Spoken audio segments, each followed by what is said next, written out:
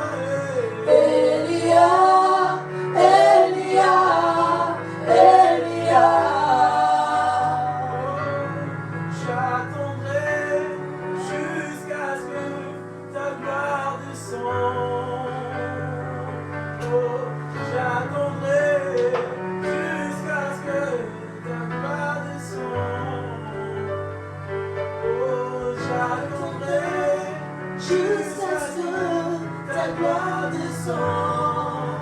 Oui, j'attendrai jusqu'à ce que ta gloire descende. J'attendrai jusqu'à ce que ta gloire descende. J'attendrai jusqu'à ce que ta gloire descende. J'attendrai jusqu'à ce que ta gloire descende. J'attendrai jusqu'à ce que ta gloire descende. J'attendrai jusqu'à ce que ta gloire descende. J'attendrai jusqu'à ce que ta gloire descende. J'attendrai jusqu'à ce que ta gloire descende. J'attendrai jusqu'à ce que ta gloire descende.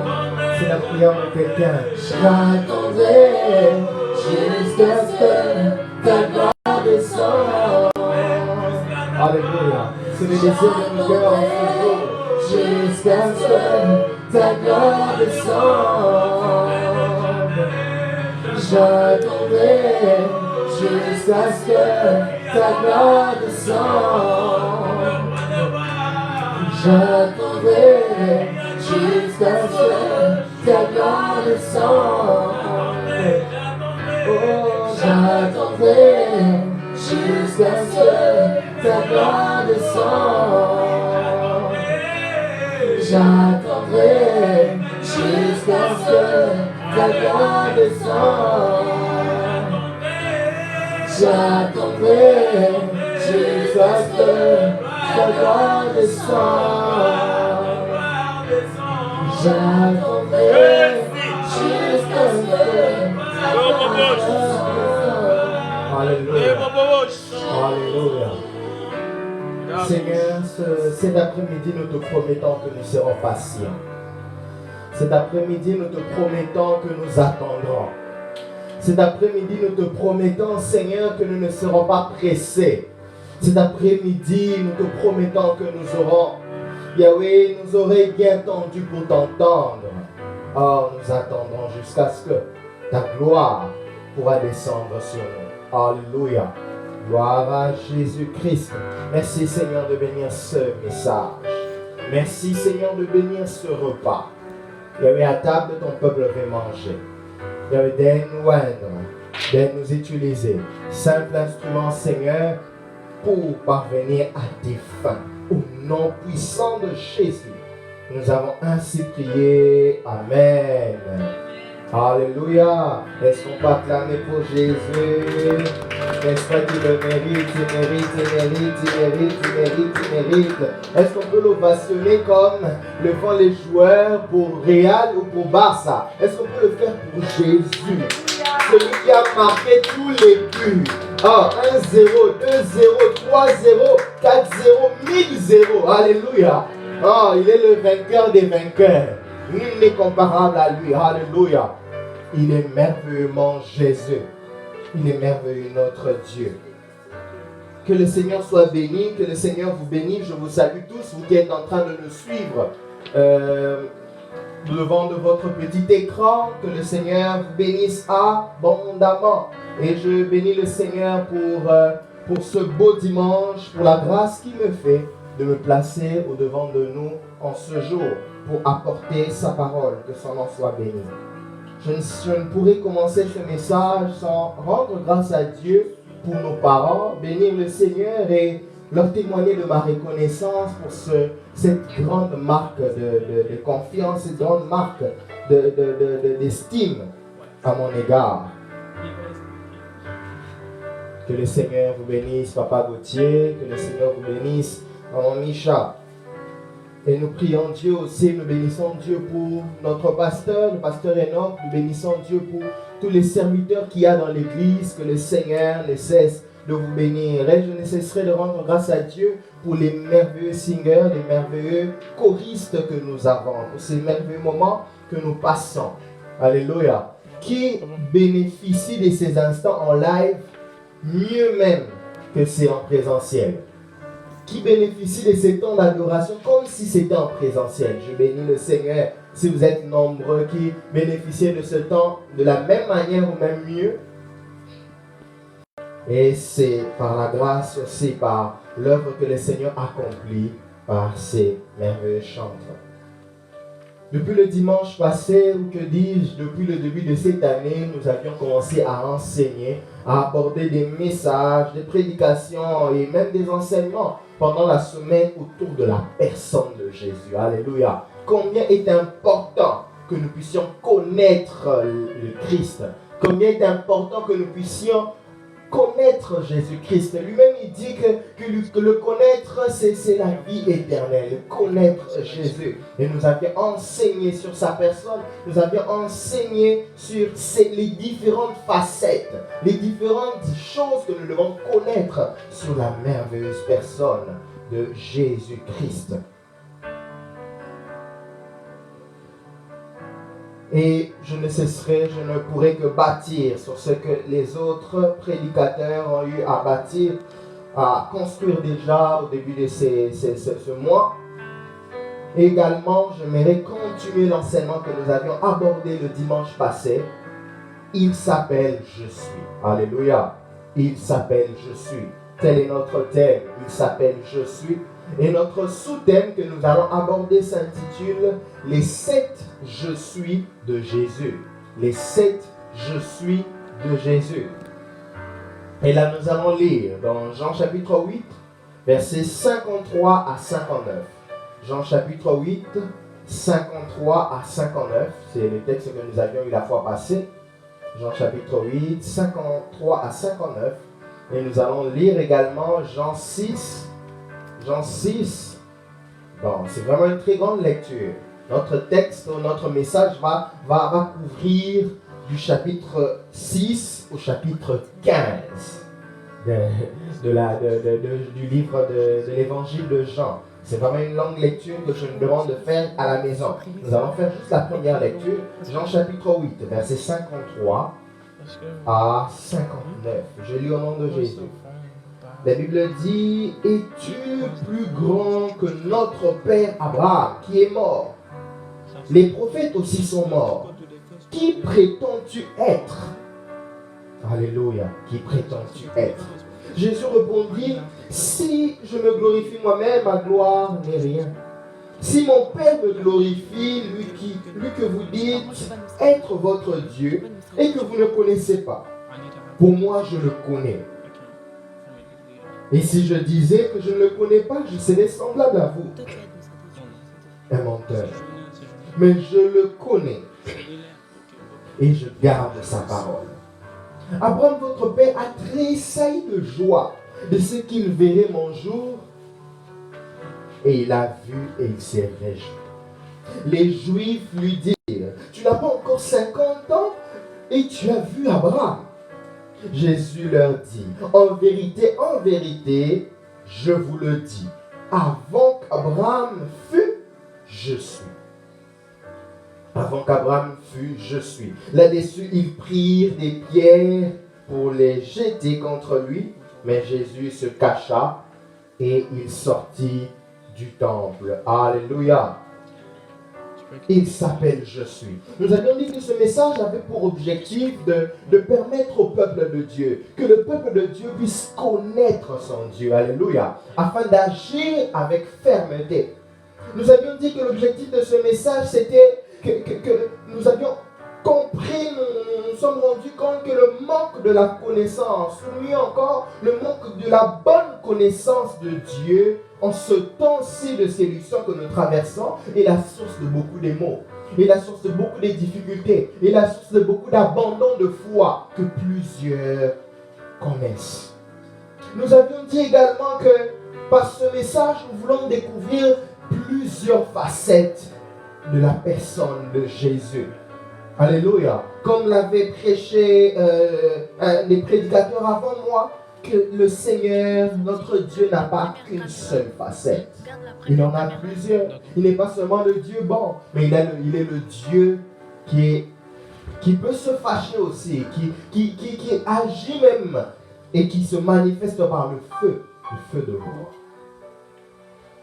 D'où ici que nous puissions connaître toutes les facettes de notre Dieu.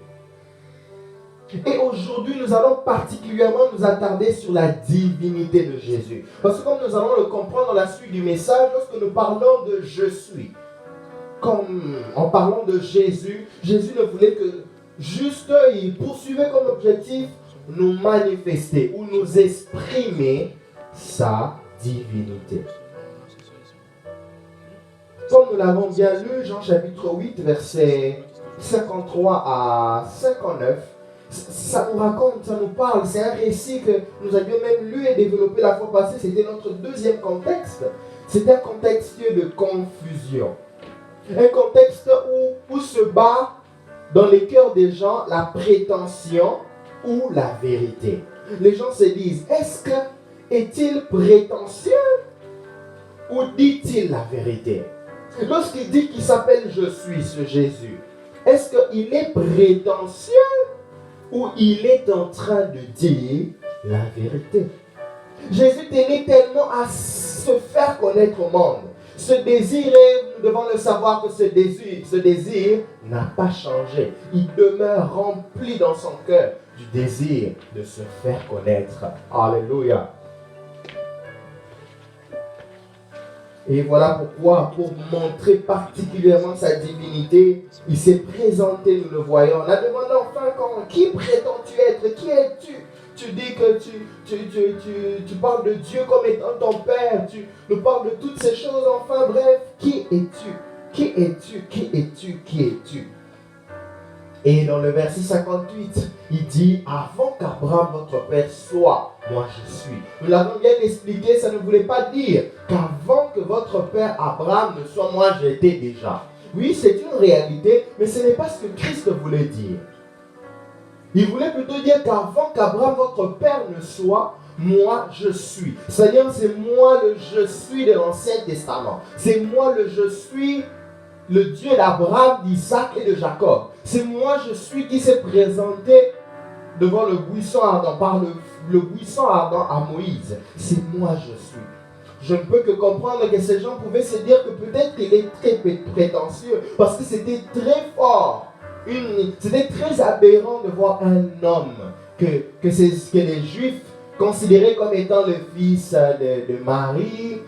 Ils ont vu Jésus se balader dans les rues de Nazareth. Ils ont vu Jésus se balader dans les rues de Bethléem. Ils ont vu Jésus se balader dans les rues, là-bas, dans sa contrée, en Galilée. Ils ont vu Jésus jouer au foot. S'il y avait le foot, certainement il n'y avait pas le foot en ces temps-là. Mais l'équivalent du foot en cette période-là, certainement Christ avait des amis aussi dans le quartier, sur la rue.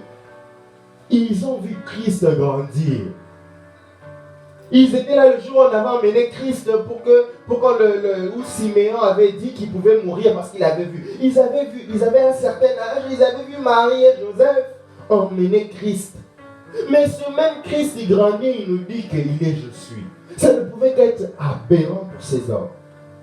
Mais malheureusement pour eux, c'était réel. C'était réel, et très réel même. En se présentant comme je suis, Jésus voulait dire juste, j'étais avec je suis au commencement. Mieux encore, je suis. Là nous voyons Jean chapitre 1, verset 1, je vais le lire dans la version parole vivante. La Bible dit, aux origines, avant que rien n'existe, le Fils, c'est-à-dire Jésus, l'expression de Dieu, était là. J'aime la suite. Il était face à face avec Dieu. Il était lui-même Dieu.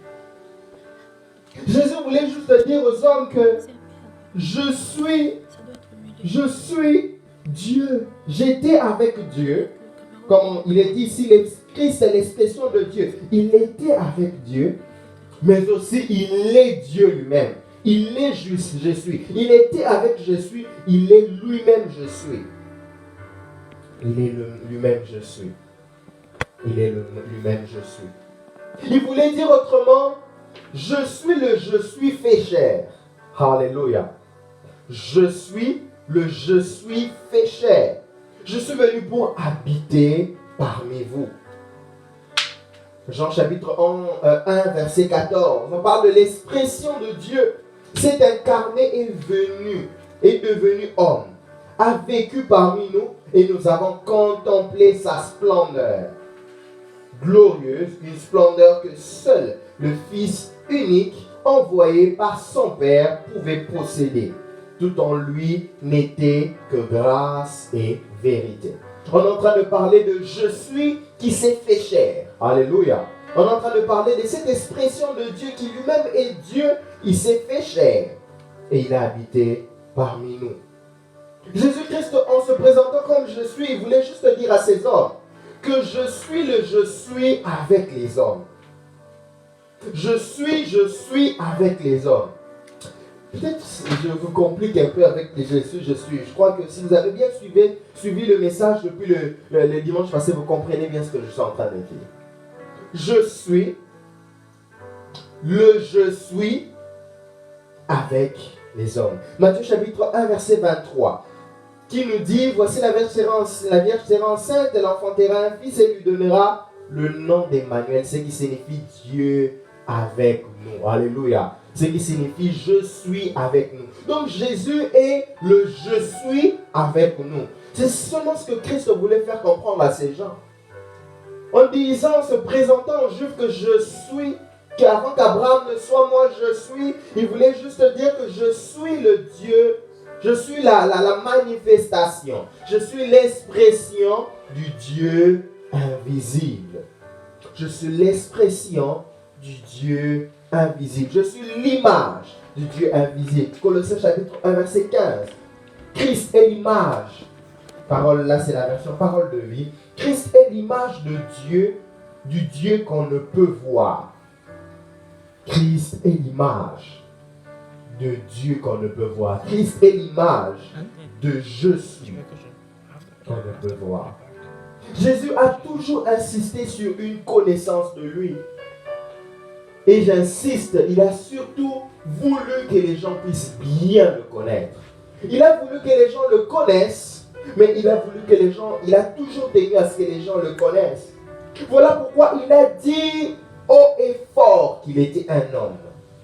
À qui bon voulait l'entendre, à qui désirait l'entendre, Jésus pouvait dire haut et fort que je suis un homme. Et il a prouvé par plusieurs choses. Il pouvait pleurer dans un deuil. Nous nous souvenons de la mort de Lazare. Il pouvait avoir faim lui aussi. Il pouvait être fatigué. Donc il nous a prouvé haut et fort qu'il était un homme. Mais il tenait aussi et il le disait haut et fort qu'il était le Fils de Dieu. Il n'était pas seulement un homme, mais il était aussi le Fils de Dieu. Il était aussi l'image physique du Dieu invisible. Christ le disait haut et fort qu'il n'était pas seulement un homme, qu'il n'était pas seulement le Fils du Dieu invisible, mais il était lui-même Dieu. Il était je suis. Il était le Dieu d'Abraham, d'Isaac et de Jacob. J'aimerais dire quelque chose. Une connaissance partielle ou encore une connaissance biaisée sur la personne du Christ n'est pas inoffensive. Est-ce que je suis en train de me faire comprendre? Une connaissance partielle, c'est-à-dire je connais en partie. Je connais Christ, mais je le connais en partie. Ou une connaissance biaisée de Christ, c'est-à-dire une mauvaise connaissance de Christ, soyons sûrs d'une chose, bien aimé, ce n'est pas inoffensif. Cette connaissance partielle ou biaisée n'est pas inoffensive. Elle n'est pas sans conséquence. Ça peut être fatal pour celui qui a une telle connaissance, ayant des incidences même sur notre salut. Je vais me donner une illustration. Il est très important de connaître Jésus, j'insiste, mais il est mieux de bien le connaître. Il est mieux de le connaître totalement. Alléluia. Je donne un exemple. Si, par exemple, tu parles avec un ami, il y a Sarah qui est en train de parler avec son ami, son ami lui dit, oh, je suis vos lives. Ah, ok, gloire à Dieu, c'est bien. Donc, même j'ai suivi les messages. Il y a un frère là que j'aime bien, j'apprécie bien. Attends, il s'appelle comment? Il s'appelle Esdras. Ah, Esdras. Ah non, plutôt, il ne donne même pas le nom. Voilà, oui, il cite le nom d'Esdras. Voilà l'exemple. Il cite le nom d'Esdras. Maintenant, il se met à le définir. Hein? Esdras, oui, le frère là, Esdras, il est élancé. Il est clair. Automatiquement, tu vas comprendre qu'il parle d'une autre personne. Il peut connaître le nom de la personne, mais la manière dont il est décrit, tu comprends que ce n'est pas lui. Oh non, il dit que oui, il prêche bien, il prêche bien. Il est un peu élancé, il a beaucoup de barbe. Automatiquement, tu vas comprendre, non, là tu ne parles pas du frère Esdras, peut-être tu parles du pasteur Enoch. Si donc, oh non, moi je parle du frère Esdras. Il est là, hein, il chante aussi à la chorale, oui. Il joue au clavier. Non, là tu parles de Jonas. Vous comprenez, cette personne croit connaître Esdras. Mais les caractéristiques qu'il donne ne concordent pas avec la personne. Il va dire, oh non, le frère Esdras, je le connais, il m'en aime aussi souvent, non? Il est choriste, non? Oui. Mais il s'habille bien, on croirait un ministre. Non. Là tu vas dire, non, là je sais que tu parles du frère Shadrach. Tu comprendras qu'il croit connaître le nom de la personne, mais les qualificatifs qu'il donne ne concordent pas avec la personne. Et c'est ça le monde dans lequel nous sommes. Les gens croient connaître Jésus, mais ils le connaissent mal. Les caractéristiques qu'ils ont sur la personne de Jésus ne concordent pas à ce qu'il est vraiment. Oh mais oui, Jésus le fils de Marie, il se limite là. Oh mais oui, Jésus, c'est le prophète, nous le respectons, vraiment nous le respectons dans notre religion. Mais ça ne suffit pas. Oh mais Jésus c'est le fils de Dieu, c'est le fils de Dieu, mais ça ne suffit pas. Jésus-Christ, parce que vous savez qu'il y a des divergences et des divergences maintenant dans le christianisme. Il y a des ceux-là qui croient que Jésus-Christ est le Fils de Dieu, mais que Jésus-Christ n'est pas Dieu. Je répète encore, une connaissance partielle de Christ, une connaissance biaisée de Christ n'est pas sans conséquence. Ce n'est pas inoffensif. Ça peut te causer beaucoup de conséquences négatives, portant atteinte même à ton salut. Et de fois, ce qui suscite ces mauvaises connaissances, ce qui suscite ces connaissances partielles, ce sont plusieurs fausses théories que je serai en train de brosser rapidement. Vous verrez que la plupart de ces fausses théories tournent autour de la Bible. Parce que lorsqu'il faut parler, pour expliquer, pour prouver au monde que Jésus-Christ est homme, que Jésus-Christ est le Fils de Dieu, que Jésus-Christ est le Dieu, il n'est pas seulement un homme, mais il est aussi le Fils de Dieu. Il n'est pas seulement un homme et le Fils de Dieu, il est aussi Dieu. Pour prouver cela au monde, on ne le fait pas par des calculs mathématiques. On ne consulte pas un livre de philosophie. On ne consulte pas seulement des preuves archéologiques. On ne va pas voir la science. On consulte la Bible. Voilà pourquoi, pour contredire la divinité de Jésus, la plupart de personnes jettent beaucoup de préjugés sur la Bible. D'où la plupart de ces fausses théories que je serai en train de brosser tourneront autour de la Bible. La première fausse théorie. Où c'est écrit, la question que vous allez certainement rencontrer lorsque vous allez évangéliser, vous parlez de Jésus-Christ comme étant Dieu. Où c'est écrit que Jésus-Christ est Dieu, noir sur blanc dans la Bible. Où il a lui-même dit qu'il est Dieu. Vous allez certainement rencontrer ça. Où Christ lui-même a dit que peuple juif, je suis Dieu. C'est la première théorie et moi j'en ai rencontré, mais à maintes reprises, des personnes qui se plaignent, qui veulent que je puisse leur montrer noir sur blanc dans la Bible la phrase où Jésus-Christ a dit, voilà peuple juif, je suis votre Dieu. Soyez-en sûrs que vous allez lire la Bible. Cette phrase-là, vous n'allez pas la trouver. Pourquoi? Parce que la Bible n'est pas n'importe quel livre qu'on peut comprendre de n'importe quelle manière. Non. La Bible, c'est la parole de Dieu. C'est la lettre expédiée par Dieu destinée à l'homme, afin qu'il parvienne à sa connaissance et au salut. La Bible n'est pas n'importe quel livre. La Bible est remplie d'images, des codes, d'où la nécessité de bonnes études afin de les déchiffrer. rempli de beaucoup de paraboles, rempli de beaucoup d'images. D'où la nécessité des études approfondies. Allons même jusque, vous verrez quelqu'un prêche, il dit, on va lire, ce terme dans son origine hébreu, dans son origine grecque, ça dit ceci. Vous allez peut-être dire qu'il est peut-être prétentieux, il veut nous montrer quoi, que c'est lui qui connaît la langue grecque ou la langue des Hébreux. Non. Pourquoi? Parce que la Bible, comme je venais de le dire, n'est pas n'importe quelle Bible. Ça a beaucoup des images, beaucoup de codes qui nécessitent de fois d'aller jusqu'à la langue originale, aux langues originales par lesquelles ont été écrites la Bible, afin de comprendre, afin de saisir de fois certaines nuances que tu ne peux pas avoir dans la Bible juste en français comme ça. Et ça ne se limite pas seulement dans les textes originaux, même les contextes culturels des peuples. Lorsque tu analyses, tu veux étudier la Bible, il faut voir également les contextes culturels des peuples. Savoir les Juifs, lorsque les Juifs parlent de telle chose, qu'est-ce que les Juifs veulent dire? Quand ils parlent de ils utilisent tel terme, qu'est-ce qu'ils voulaient réellement dire? Comme il y a un terme, il y a une partie dans la Bible, on parle des Juifs. Dans un temps, on est en train de caractériser un temps de paix. On dit qu'ils étaient tous sur leur figuier. Ils étaient tous sous leur figuier. C'est un texte de Juge. Lorsque tu prends ces textes en noir et blanc sur la Bible comme ça, tu vas te dire, ok, donc il y avait beaucoup de figuiers en Israël alors. Donc dans la maison de chaque Juif, il y avait un figuier, voilà pourquoi tous ils étaient sous leur figuier. Mais c'est une expression juive qui voulait dire qu'il passait des temps de paix. Vous voyez un peu. La Bible, on ne prend pas à la sauvette. On ne prend pas comme ça, non, je lis. Oh, non, voilà, Jésus, nulle part Jésus a dit. Non, est-ce que tu as bien analysé? Est-ce que tu as bien analysé? Et il ne suffit pas seulement de dépendre des contextes culturels, mais aussi de désirer l'inspiration du Saint-Esprit, afin de découvrir l'implication de ces textes, de cette Bible sur notre génération.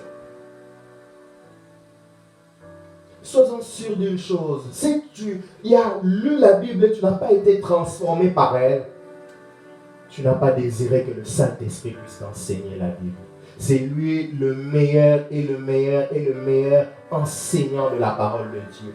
Au-delà de faire les analyses, au-delà d'aller dans qu'est-ce que les archéologues disent, qu'est-ce que la langue originale dit, il faut que le Saint-Esprit puisse t'éclairer afin que tu comprennes l'implication de cette parole-là sur ta vie. Donc nous n'avons pas besoin de voir noir sur blanc où Jésus-Christ dit « Je suis Dieu » pour croire en sa divinité.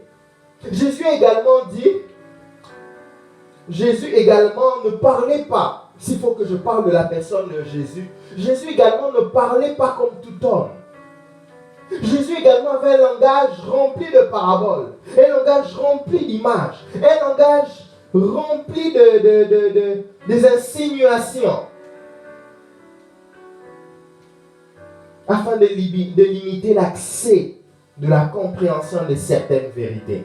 Vous l'avez certainement remarqué, Christ parlait souvent en parabole. Il donne la parabole, les gens ne comprennent pas, il appelle ses disciples à côté, il leur explique la parabole. Il limitait certaines vérités très fortes au grand public. Vous vous demanderez pourquoi Christ le faisait. Oui, on va dire que c'est la sagesse. Il savait quoi dire au bon moment. Parce que toute vérité est bonne à dire, mais il y a des moments où il faut la dire, il y a des moments qu'il ne faut pas la dire aussi. Christ savait que si je dis cette vérité de cette manière claire et limpide, on va me tuer aujourd'hui.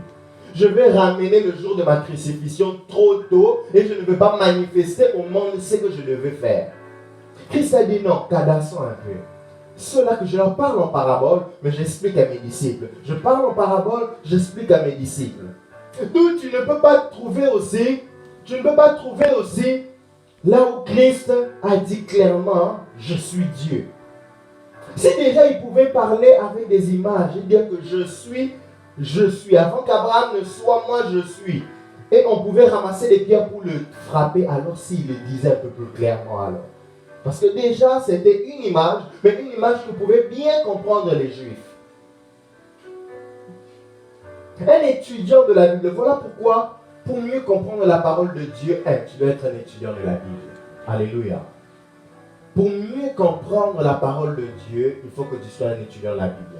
Quand tu prends la Bible comme étant, non, je suis un scientifique, je vais étudier la Bible. Sache que tu as déjà un œil très critique par rapport à la Bible. Sache que tu vas trouver que des choses qui vont te permettre encore à la critiquer, à continuer à la critiquer. Tu dois être un étudiant de la Bible. Un étudiant de la Bible comprendra comme je venais de le lire dans Jean chapitre 1, verset 1. Lorsque l'apôtre Jean dit, au commencement était la parole était avec Dieu, et la parole était Dieu.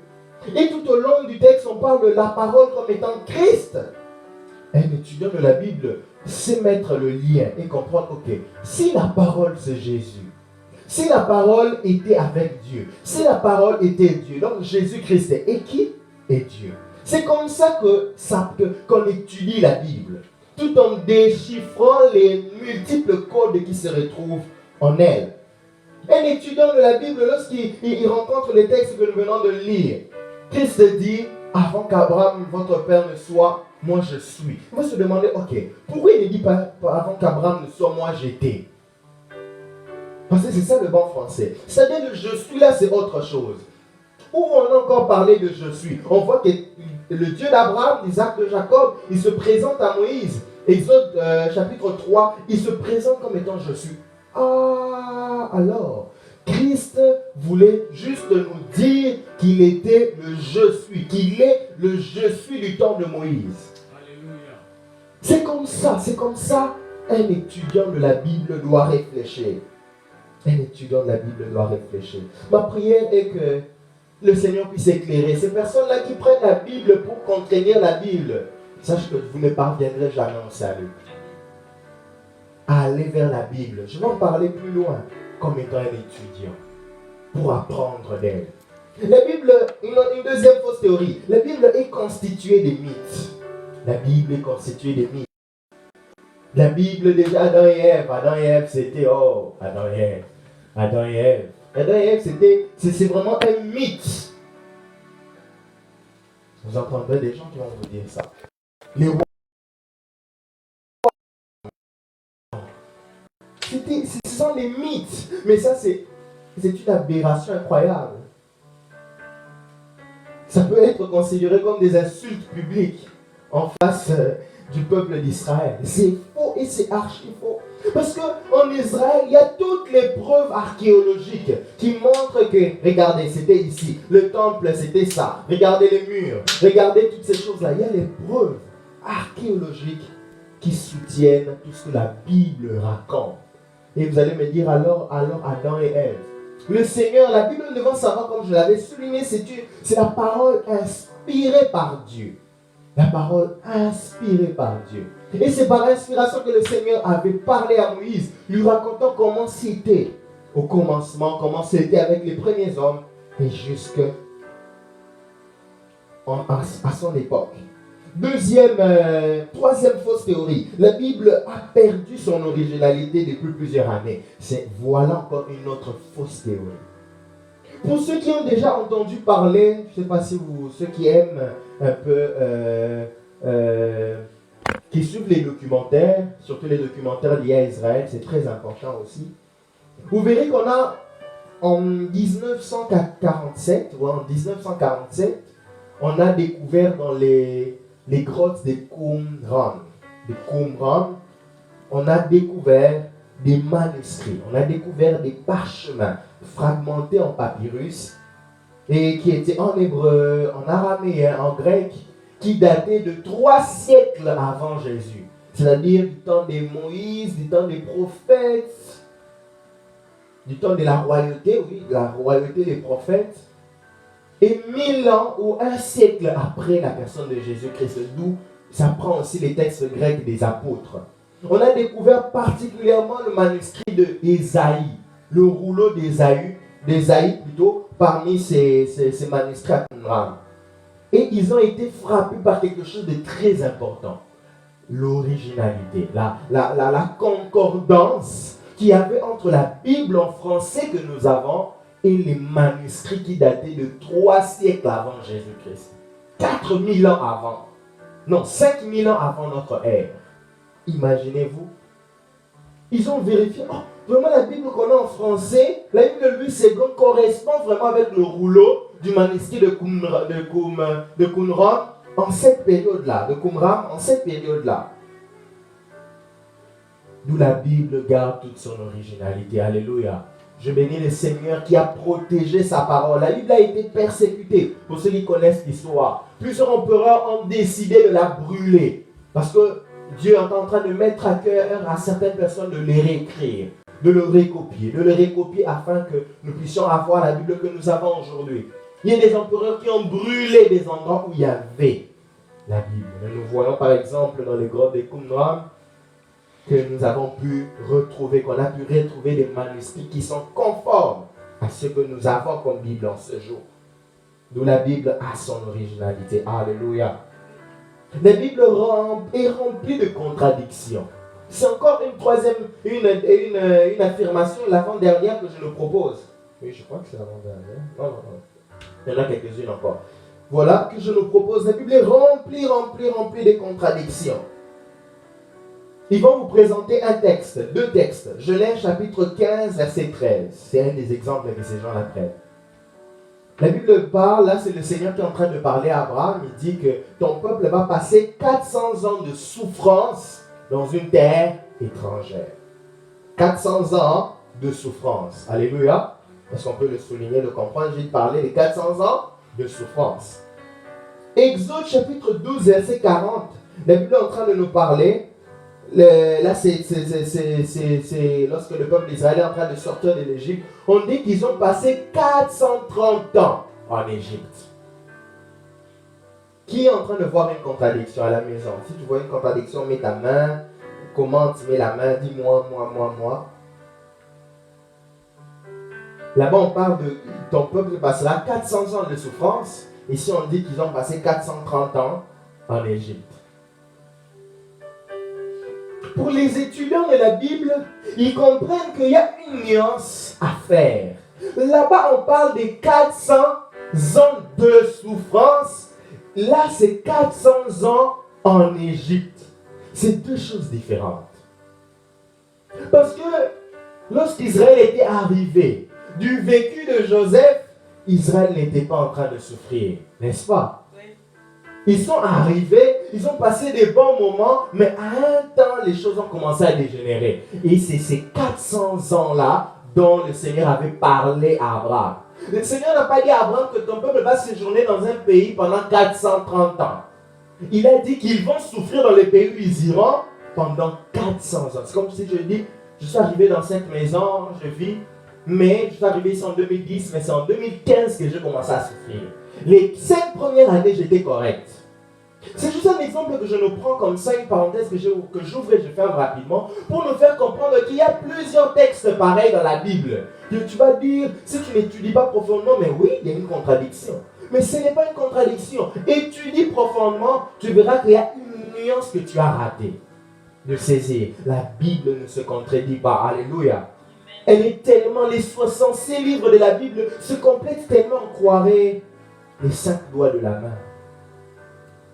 Une autre fausse théorie, encore j'y vais rapidement avec les fausses théories, affirmer que Jésus-Christ est Dieu n'est pas du polythéisme. Là maintenant je parle de Jésus. On a déjà brossé sur la parole de Dieu.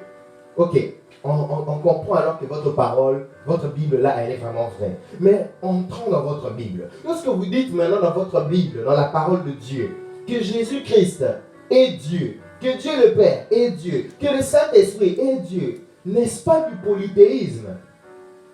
Lorsque vous-même dans Deutéronome chapitre 6, verset 4, la Bible dit, écoute Israël, l'Éternel notre Dieu est le seul éternel. C'est un texte très important, fondamental pour le peuple d'Israël. Deutéronome chapitre 6. Écoute Israël, l'Éternel notre Dieu est le seul éternel. Mais vous dites que votre Dieu, il est seul, votre Dieu est unique. Mais comment vous dites encore que votre Dieu, c'est Jésus, votre Dieu, c'est même le Saint-Esprit, votre Dieu, c'est le Père? N'est-ce pas du polythéisme? Non, ce n'est pas du polythéisme. C'est une unité fragmentée. C'est une unité, une pluralité dans l'unité. Je vais nous expliquer quelque chose. Alléluia. Voilà pourquoi je nous ai dit qu'il faut entrer, il faut étudier la Bible, il faut l'étudier pour apprendre d'elle et non à venir avec ses prétentions. Sache que là, tu ne vas rien saisir. Le terme seul, quand j'ai lu ici dans Deutéronome 6, verset 4, votre Dieu, l'Éternel, notre Dieu, est le seul éternel. Le terme seul, en hébreu, révèle une unité composée. Lorsqu'on dit que votre Dieu est seul, ça ne signifie pas non plus qu'il est plusieurs. Qu'il y a plusieurs dieux, mais ça signifie qu'il est seul, mais fragmenté, c'est-à-dire qu'il y a plusieurs en lui. Je vous donne un exemple, nous allons mieux comprendre à partir d'exemple. Genèse chapitre 2, verset 24. C'est pourquoi l'homme quittera son père et sa mère, s'attachera à sa femme, et ils deviendront une seule chair. Dites-moi. Donc la Bible nous ment. Maman, Micha, papa, Gauthier, vous êtes une seule chair physiquement? Non. Ils sont une unité, mais fragmentée. Une unité composée. Voilà pourquoi il faut chercher à voir. C'était quoi le sens de seul? Lorsqu'on parle de seule chair, on veut dire qu'ils sont un. Qu'il y a une unité, mais ils sont également, il ne faut pas oublier que ce sont deux personnes distinctes. C'est pareil pour notre Dieu, c'est pareil pour la divinité de notre Dieu. Genèse chapitre 1, verset 1, la Bible dit, nous devons savoir une chose. On va voir un peu ce que les textes originaux disent de notre Dieu. D'abord, dans Genèse chapitre 1, verset 1, vous verrez qu'on parle de « Au commencement, Dieu créa ». Si vous avez suivi le premier message de l'année, on avait dit « Bereshit Elohim bara » en hébreu. « Bereshit Elohim bara ». Le terme Elohim, le terme im en hébreu, c'est le pluriel. C'est comme, comment je peux dire,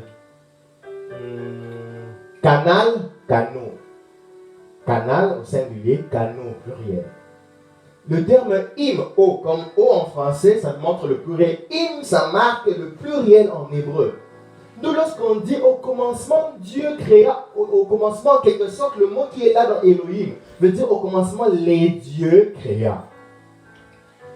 Mais on va se dire, si c'est vraiment comme trois personnes, si c'était une affaire de plusieurs personnes à part Dieu, on allait dire au commencement, les dieux créèrent. Mais le fait de dire créa, on montre qu'il y a une pluralité, Elohim. Mais le verbe créer, bara, c'est singulier. Il y a une pluralité, mais dans l'unité. J'espère que vous êtes en train de me comprendre. Ce sont des choses très importantes que je suis en train de souligner ici. Que le Seigneur vraiment nous aide à les comprendre. Dans le Genèse chapitre 11, verset 7, comme dans Genèse chapitre 1, verset 26, 27, lorsqu'on parle de la création de l'homme, vous verrez que là maintenant le Seigneur parle de lui-même au pluriel.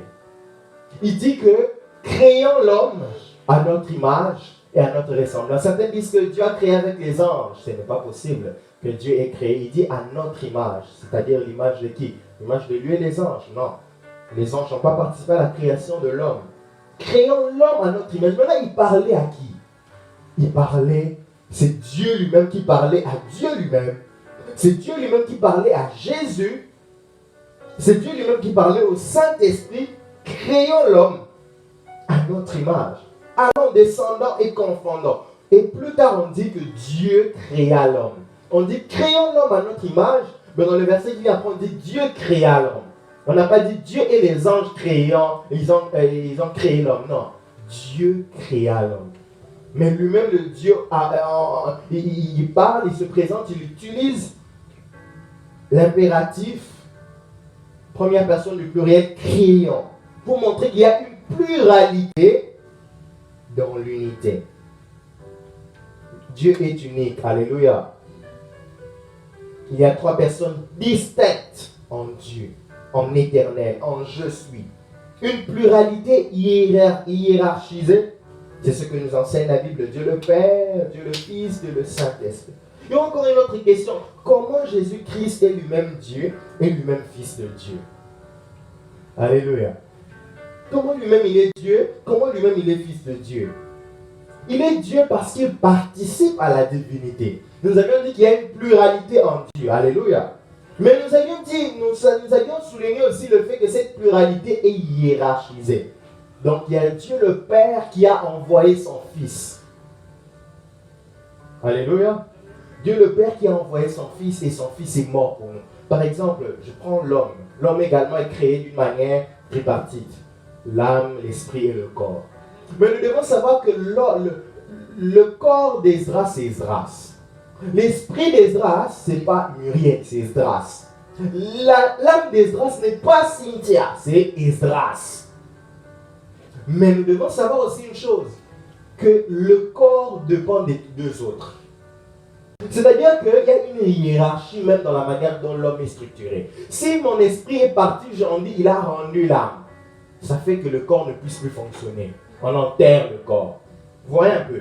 C'est une même personne, c'est Dieu, mais il y a Jésus qui est l'expression du Dieu invisible et qui s'est manifesté, qui est mort. Il est subordonné au Père qui l'a envoyé. De la même manière qu'Esdras, le corps est subordonné à l'esprit. Ce que je suis en train de parler ici, ça émane du Saint-Esprit régénéré, de mon esprit qui a été régénéré, du Saint-Esprit qui conduit ma vie.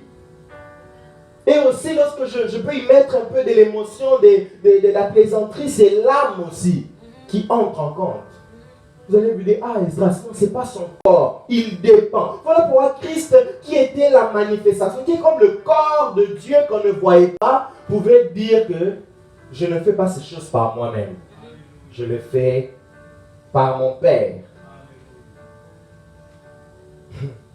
Je termine par cette analogie. Les gens vont dire que ce n'est pas logique, ce n'est pas raisonnable. Je termine par cette fausse théorie. Votre Bible là, votre affaire là de Dieu, Père, pluralité, tout ça, ce n'est pas raisonnable. Celui qui est en train de se poser cette question, qui est en train de dire cette chose, je vais lui dire, c'est quoi le raisonnable selon toi? C'est quoi logique selon toi? C'est logique selon qui? Ou logique selon les normes placées par qui? Est-ce que tu veux me répondre?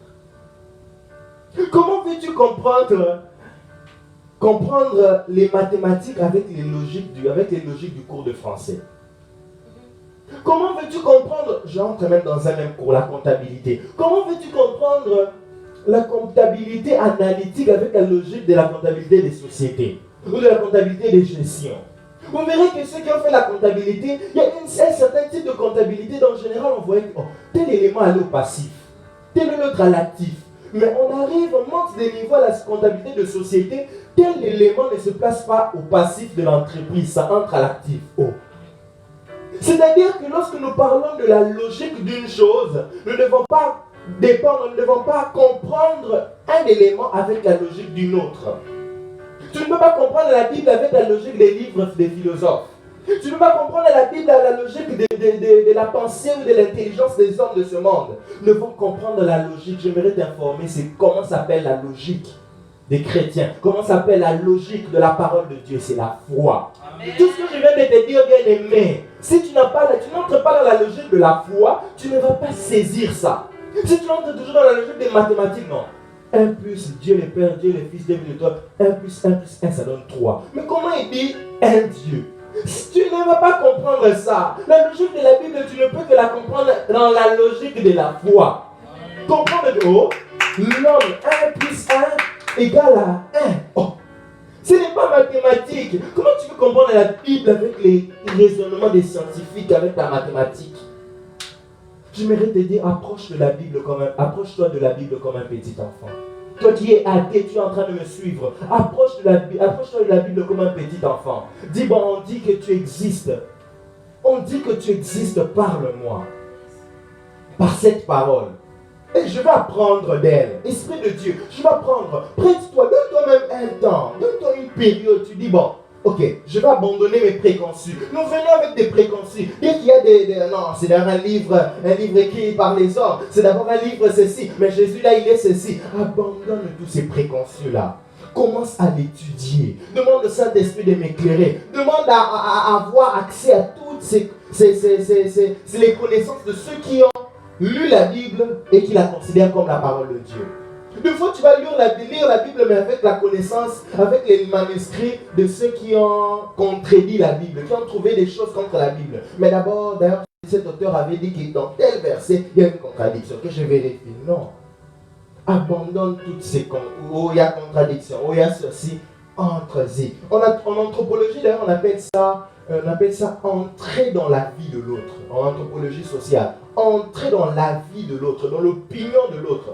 Les anthropologues le font. Ils quittent l'Europe, ils vont en Afrique. Pour mieux comprendre pourquoi les Africains, ils se partagent de tout, ils ont peut-être tel rite, il y a tel problème, il faut que j'abandonne mes préconçus.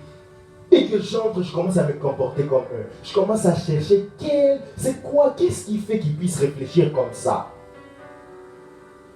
Entrons dans la logique de la foi afin de comprendre la Bible. Rapidement, nous allons... Wow.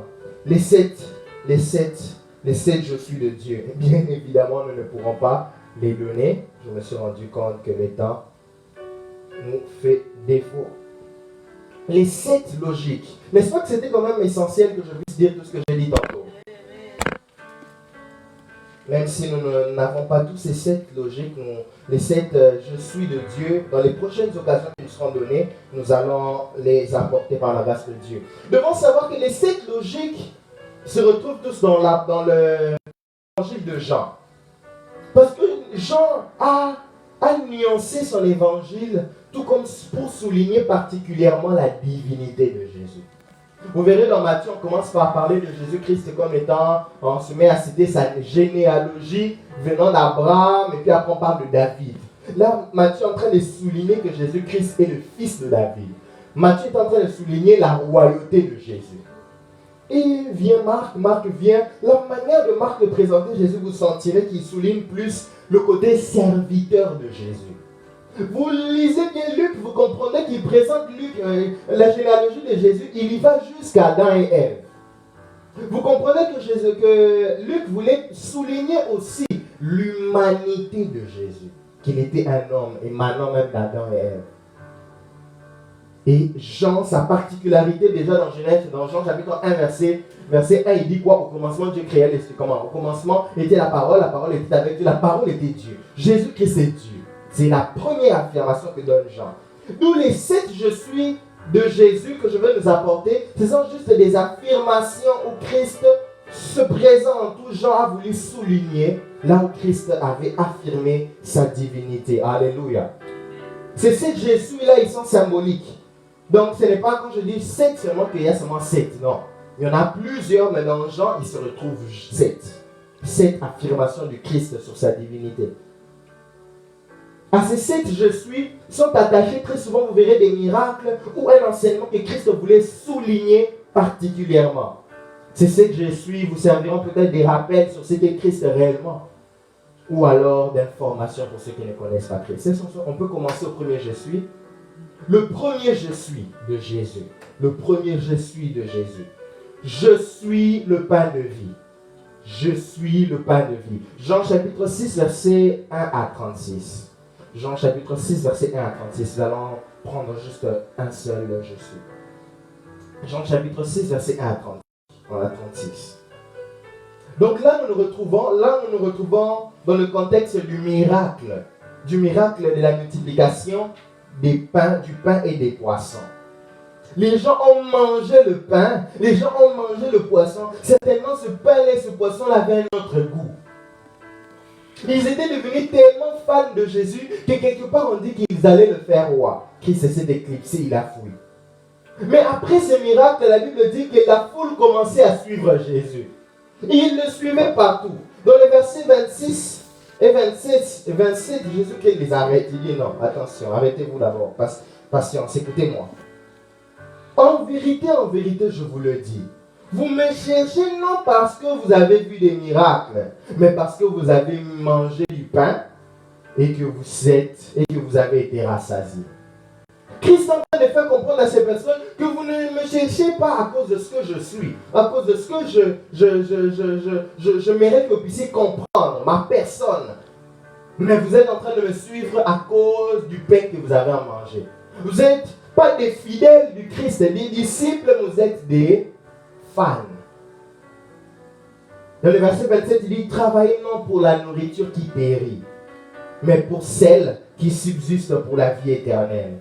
Et que le Fils de l'homme vous donnera, car c'est lui que le Père, que Dieu a marqué de son sceau.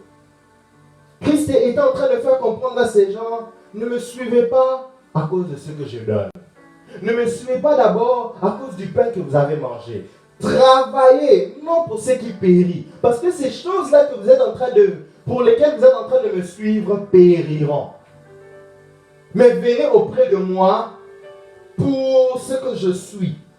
Dans le verset 29, dans le verset 28, on lui demande, ok, dis-nous, alors nous devons venir en quelque sorte vers toi. Pourquoi? Quelle est l'œuvre? Quelles sont les œuvres que tu fais? De quelle œuvre tu parles? Dans le verset 29, il dit, l'œuvre de Dieu, leur répondit Jésus, c'est ce que vous croyez en celui qui l'a envoyé. Vous savez qu'il est important de comprendre que nous nous retrouvons dans un contexte où dans l'église, nos églises sont pleines. Les églises chrétiennes sont pleines. Mais il faut savoir, on se pose la question, ils sont pleines de qui? L'église du Christ est pleine de personnes qui sont des disciples de Jésus, qui viennent pour la parole, qui viennent pour le salut, des gens qui ont eu le salut, où l'église du Christ est pleine de ceux qui ont mangé les pains et le poisson, de ceux qui sont venus pour les pains et les poissons. Voilà pourquoi vous allez vous dire, est-ce que c'est bien aimé ici, il est vraiment chrétien? Sa manière de se comporter, il ne montre rien qu'il est chrétien. Vérifiez bien cette personne, en réalité, ce n'est pas un disciple de Jésus. Il est venu pourquoi? Pour manger le pain et le poisson. Il est venu pour avoir le pain et les poissons. Je ne dis pas qu'il ne faut pas venir auprès de Christ pour un bien. Il y a des ceux qui sont venus au Christ, qui ont donné leur vie à Jésus-Christ parce qu'ils étaient malades. Jésus les a guéris. Gloire au Seigneur, tu es chrétien aujourd'hui. Mais j'aimerais plutôt nous dire, ne restons pas figés sur ce que Dieu peut donner. Venons à Christ pour ce qu'il est. En disant que je suis le pain de vie, ici de souligner que le peuple juif, je dirais que le pain est un élément essentiel de la nourriture des Juifs. En disant que je suis le pain de vie, Christ voulait dire aux Juifs que je suis essentiel. Mais je ne suis pas seulement essentiel, je suis l'essentiel qui donne la vie. N'est-ce pas que le pain est essentiel? Sache que moi je suis le pain. Mais je ne suis pas n'importe quel pain, je suis le pain qui vous donne la vie. Ne venez pas vers moi seulement pour les pains que je peux donner. Venez auprès de moi pour le pain que je suis. En concluant ce message, les 7 je suis de Jésus, j'aimerais dire à l'église. L'église qui a un regard tourné vers la main de Dieu et qui ignore sa face. J'aimerais parler de ces chrétiens qui cherchent à gagner les poches de Dieu tout en négligeant de gagner son cœur. Ces personnes-là qui désirent tellement le périssable, qui oublient que Jésus est lui-même le pain de vie. Christ m'a mandaté de te rappeler, bien-aimé, qu'il est le pain de vie. Que c'est celui qui est essentiel. Ce n'est pas la guérison qu'il peut te donner. Il peut ou pas te donner la guérison. Il peut ou pas te donner le mariage. Il peut ou pas te donner l'enfant. Il peut ou pas, Paul, t'enlever les chardes qui est sur ton dos. Il peut ou pas te rendre millionnaire. Mais il peut te donner la vie éternelle. Parce qu'il est lui-même le pain de vie. Est-ce qu'on peut rendre grâce au Seigneur pour le pain de vie qu'il est? Seigneur, nous te disons merci, nous te célébrons, nous te louons. Tu nous as dit beaucoup de choses. Nous faisons comprendre que tu es Dieu, que lorsque nous retrouvons cela dans la parole de Dieu, nous ne devons pas la comprendre selon les hommes, nous devons la comprendre avec la logique de la foi. Et tu as conclu aujourd'hui par nous dire que tu es notre essentiel. Seigneur, donne-nous d'être remplis, que notre cœur soit rempli du désir de ta face et non de ta bouche d'abord. du désir de ta face et non de ta main, du désir de conquérir ton cœur et non de conquérir tes poches. Il me donne que nous puissions nous attarder sur l'essentiel. Comme tu as dit dans Matthieu 6, 33, recherchez d'abord la justice, le royaume et la justice, et les autres choses nous seront données par-dessus. Donne-nous, Seigneur, de nous attarder sur le royaume d'abord, de nous attarder sur toi d'abord, de nous attarder sur toi d'abord qui est l'essentiel, de nous attarder sur toi d'abord qui est notre essentiel.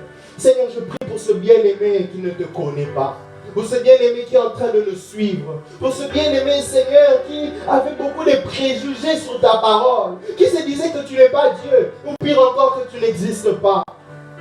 Vois sa décision de devenir étudiant de la Bible. Vois sa décision de faire comme tu le recommandes. Santé, goûter comment le Seigneur est bon. Il veut goûter, il veut voir, il veut sentir. Seigneur, fais-le lui sentir au nom de Jésus. Au nom de Jésus. Au nom de Jésus. Que ce cœur qui est en train encore de résister puisse céder. Mandarebochete. Que les cœurs qui sont encore en train de résister puissent céder. Je prie, Seigneur, que ton peuple, je prie, Seigneur, que ceux-là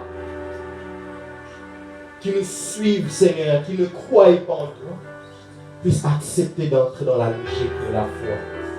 Dans cette logique-là où tu pourras transformer, travailler sur leur cœur. Yahweh, nous n'enseignons pas ces choses seulement pour que nous puissions être les seuls connaisseurs de ces choses, non. Nous les enseignons, Yahweh, afin que la connaissance soit répandue et que tes serviteurs soient équipés pour pouvoir dire à ceux qui disent que tu n'es pas Dieu, voilà ce que dit ma Bible.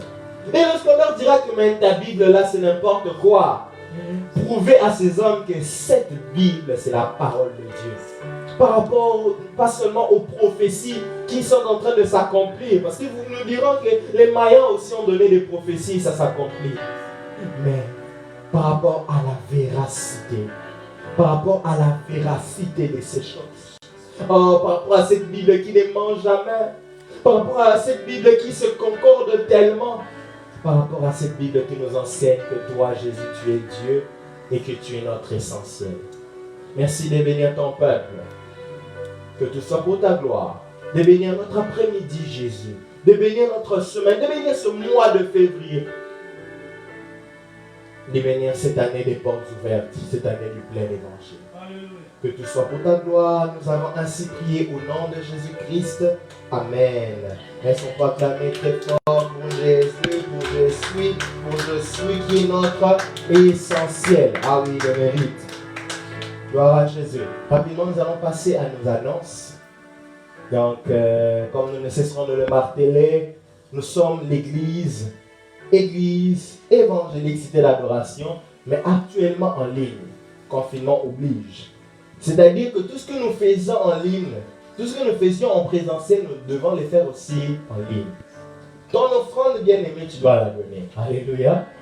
Tu dois la donner. Voilà, on a balancer finance commerciale, notre email pour l'Interac, afin que nous puissions continuer à participer, à bénir l'œuvre de Dieu, afin que nous puissions encore, pourquoi pas, améliorer encore, que le Seigneur nous donne ce grand projet que nous sommes en train de prier Dieu et de nous concentrer dessus, le projet bâtisseur. Là, je parlais de nos offrandes et de nos dîmes, c'est sur ce courriel qui est en train d'être balancé. Mais il y a aussi notre projet bâtisseur. Maintenant, on va nous balancer aussi le courriel du projet bâtisseur. Là, c'est tous les bien-aimés qui sont ici au Canada que le Seigneur a touchés, qui nous suivent, qui veulent participer. Qui veulent participer à cette grande œuvre, à ces grands bâtiments qui existent déjà dans les spirituels, que nous devons juste palper. Et pour ceux qui nous suivent, qui sont loin, qui ne sont pas au Canada, il y a les transferts, plutôt il y a des coordonnées que je ne suis pas en train de nous citer. Ils seront peut-être balancés les prochaines fois. Il y a le numéro de compte. Le numéro de compte de l'église, du compte de l'église. D'abord, le compte, c'est Écho de l'Évangile, Cité d'Adoration, Nouvelle-Jérusalem. Et le numéro de compte, c'est 00541 003 10 46 57.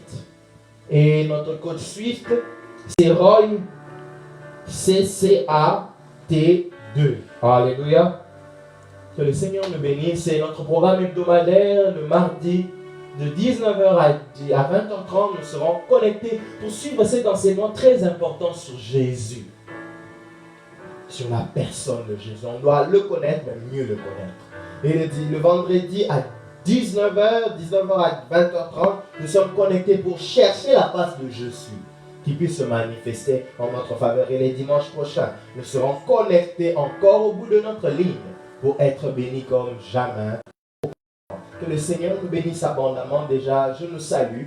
Je bénis le Seigneur pour ceux qui nous ont suivis. Que le Seigneur vous bénisse et que je suis se manifeste dans vos vies. Que le Seigneur vous bénisse. Bye.